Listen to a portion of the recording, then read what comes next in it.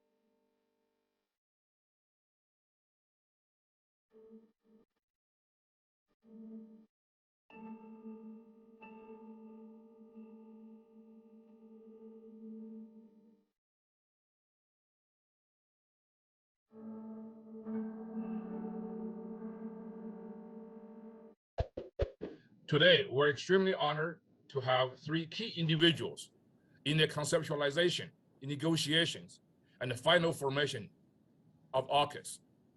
They are former Prime Minister of Australia, Mr. Scott Morrison, former British Prime Minister, Mr. Boris Johnson, and our own former Secretary of State, Mr. Mike Pompeo. Joining me today in the discussion are Hudson Institute's two senior fellows, Mr. John Lee, who is today in Sydney, Australia, and Mr. Brian Clark, who's today in Tokyo, Japan. So this truly is an international panel.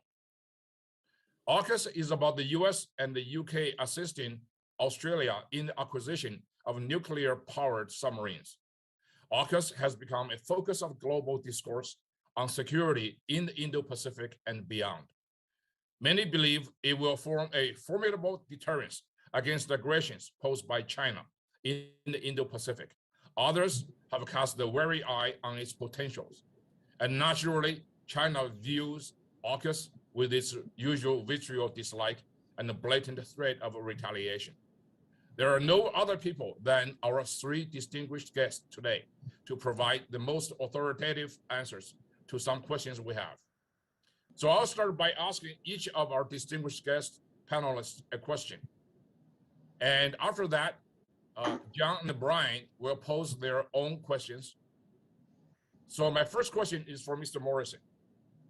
What motivated Australia to enter this deal? Why does Australia need nuclear submarines? Well, thanks, Miles, and g'day to Boris and to Mike. It's great to be joining you from late night over here in Australia. I'll get right to it. At the end of the day, AUKUS was a product of the events and the scenario that we faced at that time. Australia was looking to put itself in a position to have 12 diesel-powered conventional submarines. But what was very clear is that the rapid militarization of China meant that the usefulness of diesel-powered submarines in that theatre over the next 20 to 30 years and beyond meant they'd be largely obsolete before they even got wet. And with some delays we were experiencing with that project, we considered that we needed a plan B, but we needed a plan B that was better than plan A. And that meant we needed to do everything we can to realise the opportunity for nuclear-powered submarines. Conventionally armed, there's never been any suggestion that Australia wanted nuclear-armed submarines, only ever conventionally armed. But the nuclear-powered submarines would enable us to go further, be under for longer, to operate undetected in some of the most contested maritime domains anywhere in the world, if not the most contested. To do this needed a partnership. And the partnership required, obviously, the United States as the custodians of the technology. But there is a deep and lasting relationship between Australia and the United Kingdom, and particularly between our navies. And with the UK being the only other country with which the United States has trusted another nation with that technology, they were the obvious partner to work together with to ensure that together, Australia, the United States, and the UK could have a greater capability here in the Indo-Pacific. This was not about displacing the capability of the United Kingdom or the United States and their nuclear-powered submarine capabilities. It was about adding to our collective capabilities. It brought the UK further into the Indo-Pacific, which was a stated objective of Boris and his government. And so there was a clear alignment of our objectives. And of course, our alliance with the United States and the whole development of that strategic environment, we understood that together with the United States, and particularly Secretary Pompeo and Secretary Esper, and of course Vice President Pence and President Trump over the course of that administration, and that was carried through under the Biden administration. But it isn't just about nuclear-powered submarines. It's about having the most advanced defence technology of any three partners working together of anyone in the world. That is what establishes a credible deterrent and realises Australia's defence strategy, which we outlined, which was to keep adversaries further away for longer. And there is nothing more effective than nuclear-powered submarines to enable us to do that in partnership with our key partners, being, of course, the United States, principally within the region, but, of course, the United Kingdom playing a more significant role in the region. It enabled Australia to add value to these partnerships and relationships. So it made sense strategically, it made sense in terms of how we built up our capability. We were able to convince the US system in particular that we were able to do this, and that understanding was built up significantly under the Trump administration, and then realised in the affirmation that we got from the Biden administration. So this is a partnership that goes well beyond both sides of politics in all of our countries. It will span generations, and that means it requires a consistent commitment from all leaders over a long period of time. But it was a great privilege to commence it, particularly with Boris, and frankly, it would not have got over the line were it not for the strong commitment we had from Prime Minister Johnson at that time.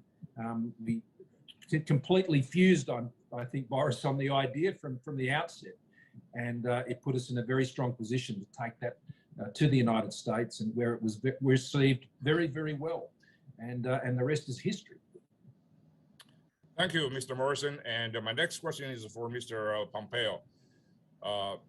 Sir, why is this agreement important for the U.S. global strategy in general, and for a free and an open Indo-Pacific in particular? What was the previous and the current administration's reaction to this deal, either during its negotiation stage and in its final formation? Well, Miles, good evening and good morning to those who are on U.S. time. Prime Minister Johnson, Prime Minister Morris, it's great to be back with you all again. And I want to start by giving full credit to the Biden administration for bringing this to conclusion and continuing to build on it even today as we sit here. As Prime Minister Morrison said, this is not remotely partisan inside the United States. This is deeply about U.S. national security interests. It's not about Democrats or Republicans. It's about finding the place in the world for those of us who believe in basic human dignity, property rights, all the things that each of our three countries, the United Kingdom, Australia, and the United States have stood for decades and decades. Brilliant work by Prime Minister Morrison and his team to get to the point where they could make a transition, which was going to have some controversy inside of their country for sure, but making clear to the Australian people, communicating clearly to the Australian people that this made sense for them.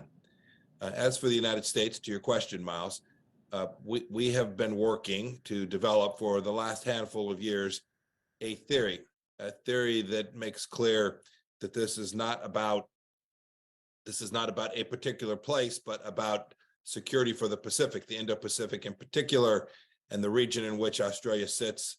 The part of that region in which Australia sits is central to that security, central for commercial goods to flow through, military security for countries all through Southeast Asia and Pacific Islands, and the agreement that was reached here goes far beyond a couple of submarines and a single set of technologies. There are three important points for the United States. First, we've always known that we are going to need partners. The Trump administration came to believe that the central organizational pillars post-World War II were failing at that. They weren't delivering. And so what you see in AUKUS is a new organization, a new set. In this case, three countries. Watch the Canadians, the Japanese saying we want to be closer to this institution as well. But the historic institutions were failing to deliver security for the United States of America. And so creatively and with a clever twist, we've now delivered a new organization with a mission statement that is very clear, a focus that is sufficiently broad to achieve the end objectives, and with an openness saying, this is what we're trying to do, a transparency, this is what we're trying to do, this is why we are trying to do it, and here's how we intend to achieve it. The submarines get all the focus, but we shouldn't forget the AI activity that's happened just in the last handful of months, where there have been very high-end set of capabilities demonstrated between these three countries, which I always try and measure how effective a test of a technology is by how the potential adversaries respond. And the Chinese responded by saying, this appears to be a waste of taxpayer dollars. And I appreciate the Chinese government worrying about the American taxpayer. Very kind of them. We know this, that the relationships that will be built as a result of Australia, the United Kingdom, and the United States working together will far exceed the simple and glorious and important benefit of adding a submarine capability to Australia. Two other thoughts, and then I'll close. One is, Boris, one more example of Brexit having a good outcome. This would have been very, very difficult to do inside the constraints of the EU. And then second, the United States also faces a challenge that is highlighted by this opportunity as well. Our industrial base is simply insufficient to deliver against the demands that are being put upon us by the threat that the Chinese Communist Party poses. And so we can certainly talk about this. Prime Minister Morrison, I think, hinted at it. This can't be about subbing out 2 submarines to Australia and 2 fewer or more fewer for the United States of America. We need to invest in the infrastructure here in the United States. The Australians, the British need to invest in infrastructure for their industrial bases as well, because this challenge will continue. Xi Jinping has made very clear his intentions. We need to make sure that we are prepared, both from a military and intelligence standpoint, as well as from an economic and industrial base standpoint, that we're prepared to defend the things that matter to the United States. Thank you, Mr. Secretary. So my next question is for Prime Minister Johnson, and the question is, why the United Kingdom? What's the stake for the UK in this deal? And there was some controversy over the previous agreement with Australia and France. What made the United Kingdom a better partner for this strategic agreement? Yeah, well, thank you very much, Miles, and it's a great honor to be part of this panel today, and thanks to the Hudson Institute for what you're doing to put on this discussion. I think it's very, very important, and I believe that AUKUS is a big step forward for Western security cooperation and for the safety and security of the whole world, for reasons I shall explain. Miles, to your point, yes, this was born in a certain amount of diplomatic pain. We have to be honest about that. I congratulate ScoMo, my friend Prime Minister Morrison, on what he did. He was very brave. He looked at a very difficult decision, a very difficult situation, and he knew that the subs deal that they had going with French just wasn't practically going to work for Australia, and that was obvious. It was obvious to everybody, and yeah, a bit of plaster came off the ceiling in the Elysee Palace. There's no doubt about it. And there were a few difficult conversations, but I think that realistically, Emmanuel could see the point, and I think he could see the difficulties in the contract. I think that what Mike has said about Brexit is absolutely correct. I don't think it would have been possible for the UK Foreign Office to have done this, or for me to have done this, for a UK Prime Minister to have done this in good faith, if we'd been within the European foreign and security policy as it was previously constituted, but before Brexit, and it gave us an opportunity. And the key thing about AUKUS is it was driven by naval necessity. It was Tony Radakin on our side and the Australian Navy who first really brought the idea, I think I'm right, ScoMo, to us as politicians and said this is what needs to happen, or this is what could happen.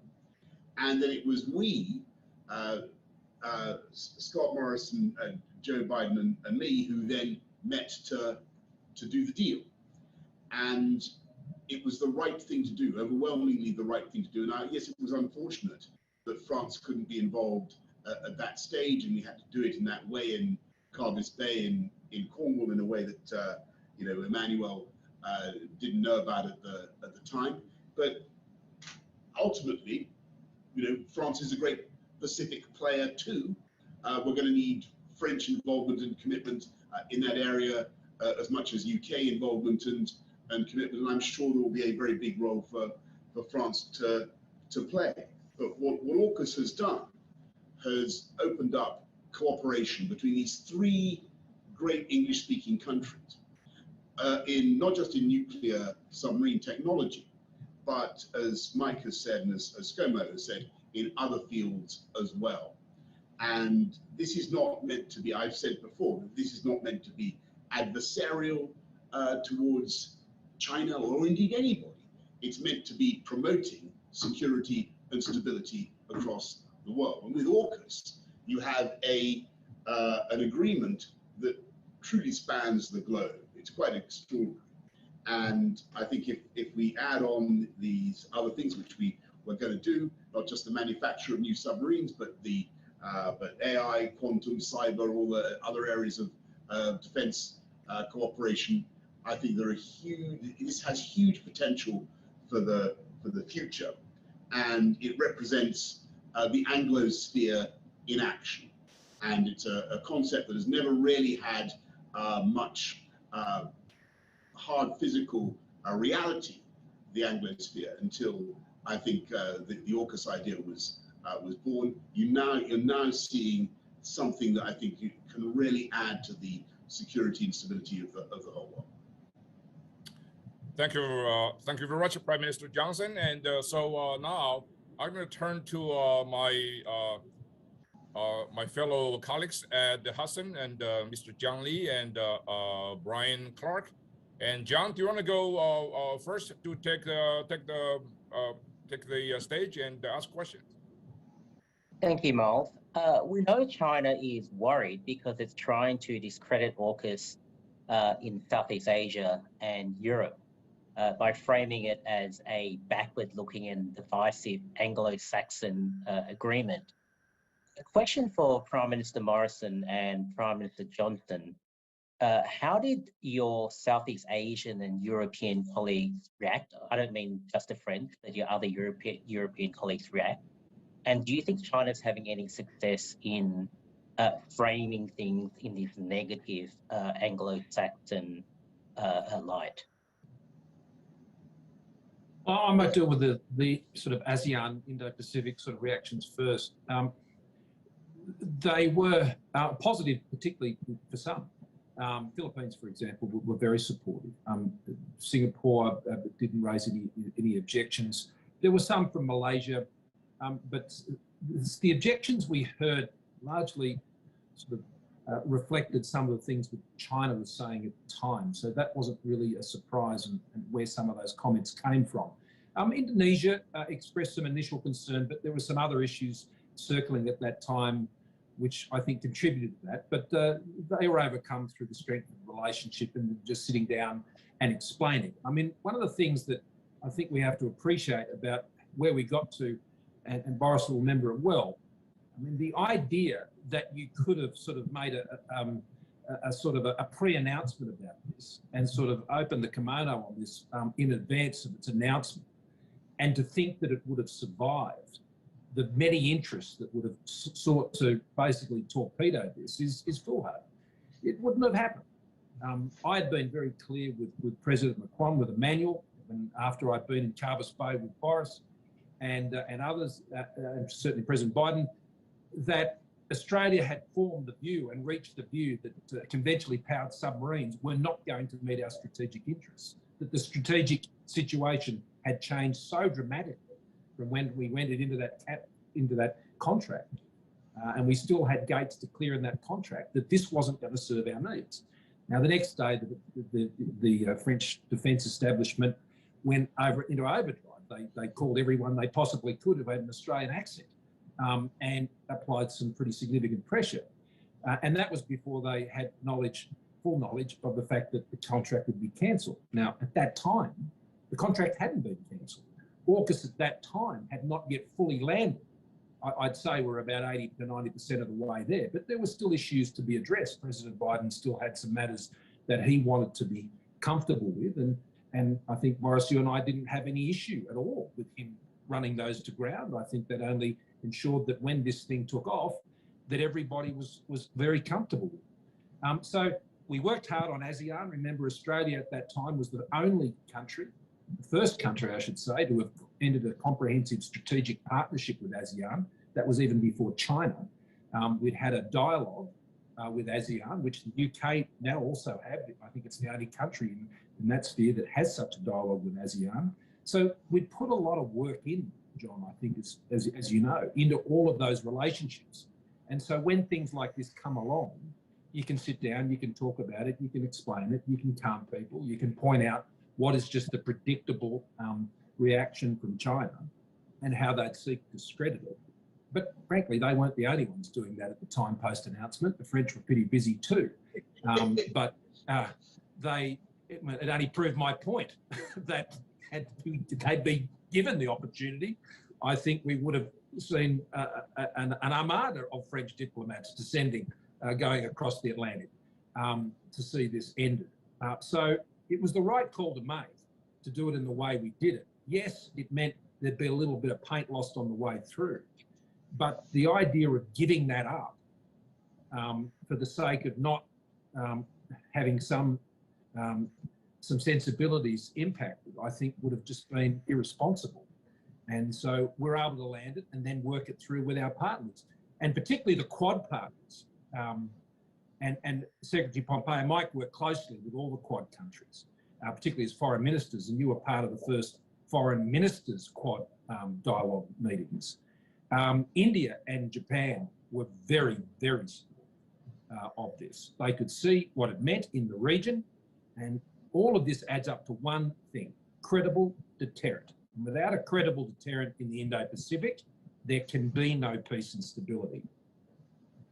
I totally agree with what Scott has just said, and I would just say that I think that it's certainly true, John, to your point about the effectiveness of the Chinese campaign against AUKUS, that they certainly picked up some early support. I remember, actually, I think for some reason in a UN meeting the day after some big AUKUS story broke, I think it was the news of the deal itself, and it was a discussion of climate change actually in the Security Council with lots of other players there, and I was amused by how many people in their interventions from sub-Saharan African countries or Caribbean states or Latin American countries or anywhere where China has built up debts, basically crowbarred in to their discussion of climate change, a reference to nuclear submarines, which suddenly became popular. And they said, why are you spending money on nuclear submarines when you should be tackling climate change or giving us money to tackle climate change? I mean, each and every one of them said this as though that they were reading a script from Beijing. And I was very struck by that and thought that clearly a big operation was underway. But when you look at the response in the Pacific region itself, and you look at, I agree totally with what Scott has just said about ASEAN, but I've spoken directly to the three great democracies on the Pacific Rim, as it were, apart from so India, Korea, Japan, and there I think you've got to say that there is the view is very positive, and in each of those cases, what's interesting is that whether it's President Yoon of Korea or Fumio Kishida in Japan, or even Narendra Modi in India, they all now want to do technology sharing deals with the UK. They're on marine propulsion, on all sorts of things, and the only limiting factor is really our ability to share some of the technology with some of those partners, because of the other relationships that they have, and which are well known. But my overall impression is that people are positive, and if anything, what they're looking for, whether through the Quad or through AUKUS, is ways of participating themselves. Great. Brian, you have questions? Thank you, Miles. Yeah, so we just talked about the international resistance to AUKUS. What about some of the domestic resistance, and how do we overcome that? So on the US side, we're likely to find resistance to selling submarines to Australia that would otherwise be in the US inventory. Even if we try to grow the submarine industrial base, we still won't necessarily get to the point where we can build extra submarines for Australia. And then in Australia, this is going to be a long-term effort requiring a significant investment. And also the concern about how many jobs will actually come to Australia as a result when maybe the ships are being built in the UK. So for Secretary Pompeo and for Prime Minister Morrison, how are we going to overcome that domestic resistance to AUKUS so that we can make the case that these costs are worthwhile and they're necessary in order to maintain deterrence? Scott, may I go first? Yeah, please, Mike. Please. Thank you. Well, the 3 points, one of which I hit on, but I'll come back to. There's a deep challenge in the American industrial base. It's not just submarines and propulsion systems attached thereto. It goes down to 155 rounds to deliver to Ukraine. So this is a scaled problem. The AUKUS arrangement simply raises or lowers the river on another rock that I think those of us who've been working at this for a while now have all seen. It's a little bit about budgeting, it's a little bit about procurement, and it's a little bit about focus, given the 20 years that we spent doing counterterrorism work around the world. So our industrial base shifted dramatically, and we didn't reinvest. And so we must do that.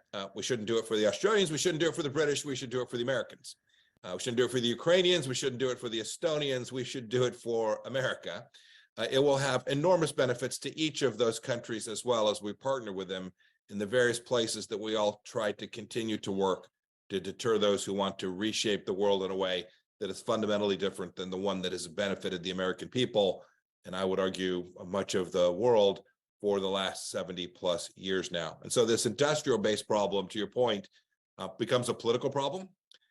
This week or next, we will see our House of Representatives and the Senate and our president sign a piece of legislation on defense spending, which will be capped for the next 2 years. It is almost certainly going to reduce spending on an inflation-adjusted basis in each of those 2 years. Fair enough. That means there are going to be very hard decisions to make, and it is going to require the chief executive to articulate to the American people why it is we should prioritize their security and spend money on these things that will provide long-term security for them. It is not an easy task. I served in Congress. Much more fun to go home and cut a ribbon on a bridge than to talk to them about an aircraft carrier that will deliver in 9 years. And I'll add this, though, every leader, I always was reminded I'd meet with my counterparts across the world, Prime Minister Morrison or Prime Minister Johnson or the foreign secretaries in each of those nations. They're elected officials. in almost every case, unlike me, who was appointed and confirmed. It means they got to go home and make the case. I pray that they will each do that. They will go make arguments in their country about why their long-term security depends on the continued commitment to improve technology and improve set of capabilities. America can't possibly achieve this on its own. It becomes a political battle inside of every country, which means that leaders have to stand up and make the case for why this matters, why this allocation of resource is the right approach. Second thought, it's going to require leaders who make clear that what was done here is enormously good, and we're spending this time appropriately talking about something that is now coming on, a year and a half, approaching 2 years in a few months. The execution of this will matter intensely, because a poorly executed AUKUS agreement will lead to disenchantment in the political space domestically in each of the three countries. And so this execution of this is absolutely essential, because while this is necessary, what was done here is absolutely necessary, I can assure you that it is not sufficient. The Chinese Communist Party's intentions will not change as a result of a couple of more nuclear-powered submarines in the Pacific. It is going to take strength over time, reinvestment over time, and a focus and a prioritization that AUKUS actually demonstrates a functional set of relationships to deliver increased security. But we've got to make sure that we pat ourselves on the back sufficiently, fair enough, but tomorrow's another day. And the Chinese Communist Party's response to this indicates they're in this for the long haul. That will require us to do the same, and political leaders inside of their own countries to make the case for why this matters. Mr. Morrison? Brian, I think all those points by Secretary Pompeo, Mike, are very well made. From the Australian point of view, Australians get it when we did this, and it was very strongly supported. We were living with, the sharp end of the grey zone tactics which were being applied to us by China, the Chinese government, then and still now, by the way. And that was all designed to pick one of the US's key allies in the region and seek to roll them. And it was incredibly important for us to resist that coercion. And I'll never forget, Boris, you giving me that platform at the G7 at Carbis Bay when I was able to raise all of these issues with the other G7 leaders and the others who came, Narendra over the phone, but of course President Moon and others who joined us for that sort of D10 type event, where I could share with them just what this meant and what the Chinese government were doing, and that if Australia did not say no and stand up, and we could not have done that without the strong support of the United States and the UK, then that would have basically become the MO for the Chinese government right around the region. So there was an enormous amount at stake, and Australians understood that. And so they were prepared to support it, and support it strongly. And I think that's what led what was the opposition then and now the government to also commit to it at the same time. And that sort of locked in an initial bipartisanship, which I think was very important in the Australian domestic context. But Mike's right, the challenges are greater going forward as the dollars start to mount up. Now, when we took the decision, my government were under no illusions about the fact that, particularly Pillar 2, and when you realise Pillar 2, which wasn't about submarines at all, this was all the other things we talked about, AI and quantum and hypersonics and so on. This would mean that our commitment as a share of GDP will have to rise, in my view, it's still my view, to 2.5%. Now that's significant, but that will be necessary to realise the opportunity of AUKUS, which is to ensure that we get access to, but in partnership with the United States and the UK, the most advanced defence technology of anywhere in the world. And that's what collectively we're trying to achieve. Australia also has to be very mindful of the domestic circumstances that both the US and the UK confronted around this, where the argument was not as obvious as it was in Australia. And Boris and I had plenty of chats about that, about the impact this would have positively for the UK. And I'm pleased where it has landed. It has landed post the 18-month period in the space I hoped it would. It had always been our intention that the submarine built, from our perspective, and I know from Boris's, the working prototype idea was the AUKUS submarine that was an extension of the SSNRs in the UK. but the ability to bring in the Virginias, which was also under consideration, and the fact that you could do both, I'm thrilled about. But it meant being able to be able to understanding of and address our attention to the domestic considerations in the UK. In the United States, it was incredibly important also, while there was tremendous support for it right across the aisle in the Congress and the Senate, but I made it a very early priority. And Boris and I were both in the US, Washington at the time. I met with anyone I could on the Hill. We addressed every committee. There was a joint meeting of both the House majority and minority leadership, right down to the whips. And we took this thing from one end to the other. And we wanted to send a very strong message to the Congress. We get that this is a deal not just with the executive government, but with the Congress as well. Because the things to make it work will require domestic support in both the UK and the US from their parliaments. That means the reform of ITAR. It means the reform of export controls. It means how you actually create a genuine ecosystem between Australia, the United States, and the United Kingdom, which means free movement of people, ideas, technology, goods, service, all of these things. That's what will realise the AUKUS opportunity. And Mike and Boris are absolutely right to know that in their own countries, that's not easy. But I think it's very achievable. And to achieve it, you've got to keep the bipartisanship. And I think we are achieving that. We've got our own AUKUS caucus. It's not a raucous AUKUS caucus, as you once used the phrase, Boris. But I mean, Mike Gallagher is leading one over there in the United States. He's doing a terrific job there. And I haven't yet sort of connected what the UK version of that is, Boris, but I certainly hope it's there, because you've got to maintain the bipartisanship within the legislatures. Yeah, no, there's no raucous.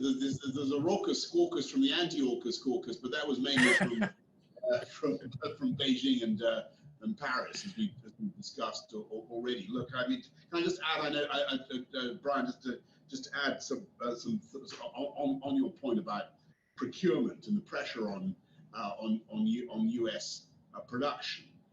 Clearly, one solution is to move as fast as possible to production in Perth and indeed in Barrow in Furness, which is part of the original concept, and something that I think is warmly welcomed in my country. And just on the bipartisanship, I remember going in to give a statement on AUKUS the day we announced it, and the leader of the opposition, the Labour leader of the opposition, interrupt me, just grabbing me on the way and saying, "Look, I got to admit, I can't find anything to object to in this at all," which was good from them, because he's got about 8 members in his shadow front bench who are actually against nuclear weapons, and in a very different place. But so I think that they will be, it's got big bipartisan support in the UK, and provided we get on and start building it together, I think it's going to continue to carry massive public support here as well. All right. So I actually have a question. So earlier, Secretary Pompeo, you mentioned about the old alliance not working sufficiently, and obviously, AUKUS is a new beginning, and there are, however, several existing groupings of some sort to face the common challenge and common threat from China. So we all realize there are common threat, and common threat demands common defense. You have the Quad in Asia Pacific. You have existing bilateral defense agreements between US, Japan, and between US and South Korea, and of course between US and the Philippines. How do you see the potential of AUKUS working with those groupings, such as Quad, such as those bilateral relations in Asia Pacific, to form something that's much larger than just the technical and intelligence aspect of AUKUS? Miles, I think we're already seeing that in many regards. So each of these, if you go back to their founding ideas, their charter, the work that they do, they have different spaces in which they operate. They have a couple of pieces of real commonality. One is a security architecture and framework. The other is a set of economic relationships that lay behind that as well. I think in each of the cases you identified, these are democracies. They share an understanding of how it is you treat your fellow human beings. But we will, as part of this security architecture, draw on an even broader set.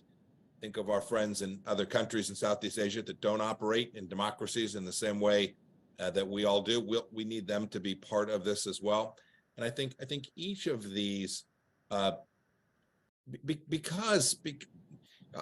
start in a different place. The legacy understandings. Think of the United Nations now having 2 Security Council members that have conducted military conflict against peaceful nations in just the last decade, and are now supporting an armed conflict in Europe. These show a brokenness of the historic institutions, and so it requires a rethinking. That is, how are we going to deliver against this? It doesn't necessarily mean an abandonment. It doesn't necessarily mean walking away, but we have to just be honest. When those historic institutions aren't delivering, right? When the World Health Organization during the pandemic says China's doing a good job, right? That's an institutional, that's not a personal failure of any human being. That is an institutional structural failure to recognize that the mission focus, the stated purpose of those institutions is no longer being delivered against. When the UN Human Rights Organization has Iran as its leader, right? Those are broken. And so one of the important things that we tried to do in the Quad, and we now AUKUS is doing, and you highlighted the historic agreements between the United States, Japan, Philippines, and South Korea. We need to make sure that they are consistent with the challenge that we confront today. And that is as a philosophical matter, that it's not much different, but as a practical, on the ground, in your face threat to the things that have lifted several billion people out of poverty over the last 40 years. That threat remains consistent, and it is going to take new infrastructure. So I'm very hopeful that the Quad and those relationships will only deepen. The 4 of them account for a significant piece of global GDP. I hope AUKUS will continue to deepen and expand, and others will say, I want to be part of that as well. I think it was Prime Minister Johnson who highlighted again, and we always need to come back to this. You shout nuclear and submarine in the same sentence, and everybody goes to the ramparts. These are nuclear powered, highly safe technologies. And it's just about how you get around and escape detection from an adversary who wants to know where your young men and women are underwater. We have to make sure that we speak with a single clarion voice that understands the threats that face us today, is prepared to confront them. And when we do that, I'm convinced we can deter these adversaries. And each of these organizations has to be fit for purpose in modern times to actually deliver on that security imperative. Thank you, Mr. Secretary. John, Brian? There is an assessment that I share, actually, that Xi Jinping's preparing China for war in a matter of years. And so this decade is the critical decade to deter China. Now, if that's true, do we need to be putting more or disproportionately more effort and resources into the AUKUS Pillar 2 program, which deals with developing strike and denial weapons within the next few years? Because, of course, submarines for Australia don't come on board until the next 10 years or so. So we need to focus more on the so-called Pillar 2 elements as a matter of urgency. A question really to any or all of our guests. I might kick off, John. Well, the short answer is yes. I mean, the Pillar 1 this began in early 2020. I mean, the initiation of AUKUS, which is initially about submarines, that began when our government, I instructed our Defence Department to start having quiet conversations with our partners to actually determine the feasibility of even progressing with this. And so that now has been running for several years to get to the point we're at now. So that's had a bit of a lead time. And that project is now at San Diego, been now confirmed. The 18-month process is finished. They've set their sails and off they go. And in each of our countries, there are significant institutions that have now been set up to go and drive that program. So get on with it is the message to all them. And I know in the States there's about 100 people working in the Navy now on that program. We've got Australian sailors on others, British and American boats, and the recruitment's already begun. So that is a program where all the prelim work, at least for the start-up and launch phase of getting this project moving, has been done. But that is a long lag on it for the ultimate delivery of the capability. The decision to include the Virginias and bring them on early, I think, was a very positive one and supported strongly, and also was, within the guidelines and the expectations of what could be achieved when we set out about this. But Pillar 2 brings more near-term capabilities into effect. Pillar 2 brings in a credible deterrent more here and now. And it's also the sphere in which the technology is moving most rapidly. It's an area in which I think between the three nations we can strike distance and hold distance by continuing the technological development.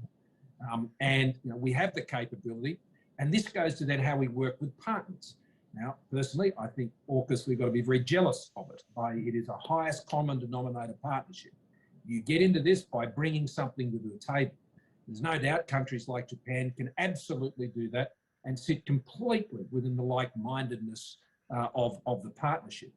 But they've still got a bit of a journey to travel on, and I can foresee projects with which AUKUS will work with Japan. I would say they'd be the first cab off the rank, and even potentially quite soon on a project-by-project basis.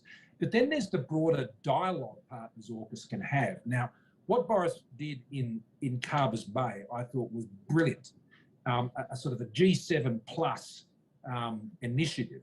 And I know that had been the intention of the Trump administration to do something very similar, Mike, but unfortunately the meeting couldn't go ahead because of COVID. But there was a very similar idea, and we'd been invited to come to that as well as at others.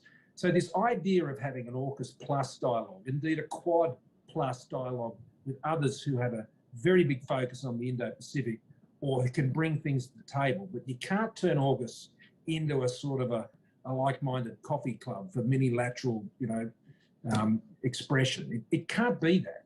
This has to stay top shelf all the way. And if you can bring something to the table, well, there's a discussion to have. But it's not, I want to be involved. Can I please?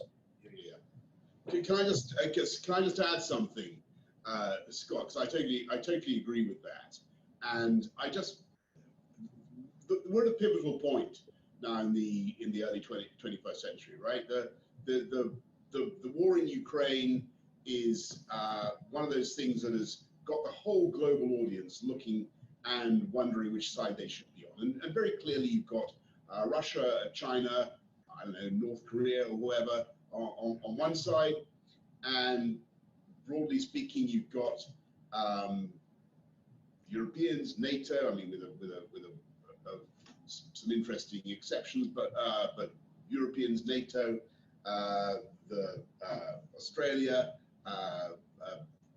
and Japan, strongly backing Korea, strongly backing the Ukrainians. So you've got a kind of most of the D10, get lined up against Russia, China over Ukraine. But in the middle, there is a great mass of swing voters. And I mentioned them earlier, the countries in Latin America, in Africa, that are going to go one way or the other. Now, that's why backing the Ukrainians is so crucial, because the one thing those countries will respond to, and the one thing that will make a difference to the way they understand what's going on, is military victory by the Ukrainians and the vindication of Western support. And that is the thing that will really persuade them and interest them. And I think AUKUS is another demonstration of Western resolve, of our willingness to do difficult things, to express strength, to express our commitment to each other around the world. And that's why I think it's very, very important that we do exactly as Scott says. This should be a very ambitious, a very, very practical cooperation agreement between countries that really have something to offer and wish to work together on defense and security. Now, I just want to make a point about India, because I think that this is the most fascinating of all the swing voters. India, in the D10, Narendra with us in Carbis Bay, but the fascinating thing is that India is in a different space on Ukraine. And all I would say is I think there's a job of work to be done by friends of India to say, look what's happened to Russian military equipment in Ukraine. It's been a fiasco. You couldn't have had a worse advertisement for Russian military capabilities than what's happened in Ukraine. I think that their missiles are less accurate than my first serve in tennis, which is saying something. We've got to be saying to the Indians who are so important in the Pacific. Look, why do you have this the incubus of your historic military relationship with Russia? What is this all about? And I would just suggest this is an important campaign now. It's been that since the 50s. The Indian-Russian thing, I think it's starting to run out of road. We need to find ways of convincing our Indian friends that they need to move across into our side of the conversation. And the more it's a difficult thing to do, but I think it's really, really worthwhile, because at the moment, India, for defense purposes, but certainly for defense procurement, is very plugged in to the wrong side. Brian, you have a question? Yes, thanks, Miles. So building on that, in AUKUS Pillar 1, we're going to bring US and UK submarines on regular deployments to Australia. Under Pillar 2, should we be looking to bring high-end capabilities from the US and UK to Australia on a regular basis, B-21 bombers, hypersonic boost glide weapons, et cetera? So not just technology development, but also improving the military posture in Australia. And does that make Australia essentially a sandbox for demonstrating the Allied capability against China? And that for any of our guests to answer. Thank you. Mike, did you want to go for that one first? Sure. Look, this will prove complicated, politically difficult, and it is necessary. But we shouldn't focus just on Australia. We collectively need to do this throughout the region. We should be doing it with our friends in the Philippines. We should be doing this with our friends in Japan. We should be doing this with our friends in South Korea. We should continue to do training for the people of Taiwan, who will need to defend themselves against what is inevitably Xi Jinping's intention, his stated intention. And Australia is certainly amongst them. And AUKUS gives us a great platform to begin to think about how to do that properly. But joint training exercise is something we worked on with the Australians during the Trump administration. Good stuff throughout the region, not just in the local waters in Australia, but all across the region. These are things we all collectively need to do. And three great militaries, highly capable, of each not only reinforcing our capabilities jointly amongst the three of ours, but helping train the forces of the other nations in the region as well. Each of us should be looking not only to be better between and amongst ourselves, but helping the other security apparatuses throughout the region become better alongside of us as well. I would agree with all of that. I think what is done with where things are deployed and how you might do that, well, it'll be sensitive in some cases, but it really has to be driven by the needs of the project. What I think is actually more important is the mobility of the people that are involved in all of this, moving between the UK, the United States and Australia, ensuring there is that can be achieved. I mean, what effectively this has to do is, as best as you're able, integrate the industrial bases, the defence industrial bases of Australia, the United States and the UK, and to have them operating almost as seamlessly as you possibly can in one ecosystem. And it's sort of you've got the spheres of government working together and your defence forces, and you've got your spheres of your industrial bases working together, and then you've got your spheres of groups, whether it's like the Hudson Institute or whoever it might be, think tanks, universities, the scientists, the technologists that are out there sort of charting the narrative in the longer term view about what this is. And all three of them those spheres have to come together. And that's quite a bit to juggle. But that's what makes AUKUS work. So I would say it's more in pillar one about really being able to knock down the barriers, which enables the free movement of people, capital, ideas, technology, and the integration of all of that as much as is humanly possible and technologically possible, because that's what will produce the outcome. Remember, the outcome is to have the most advanced defense technology in the world, because that is what is going to make others who would be adversaries sit up and take notice and think twice and redo their calculus about what their intentions might be. I mean, John's right. They are planning and preparing to be able to do something. That doesn't mean they will. I'm not one of those ones who think that's as imminent.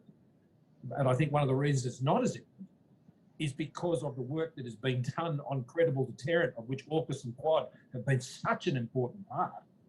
And what really undermines that credible deterrent is when you get some leaders going on saying, well, we're a long way away from the Taiwan Strait, so maybe it's not in our interests. That is the sort of thing that invites a sort of Aitchison line out of Europe for the Indo-Pacific. That sort of thing is very dangerous. I agree with all that. I think that this is one of those situations where AUKUS is building on what practically happens anyway. Part of people's lived experience. If I'm a UK politician in a meeting on defence, or if I'm visiting a naval base or whatever, and a military base, and I meet some people speaking with an Australian accent, or I meet some people speaking with an American accent, I'm not remotely surprised. And there is already a huge amount of cooperation and exchange. And I think what AUKUS is doing is simply building on that, and it needs to be taken as far as we can possibly go. Well, with that, I'd like to make some concluding remarks. And I remember former Prime Minister Margaret Thatcher said, in order to change the nation to the right direction, and you must win the argument first, and then make policy and take action.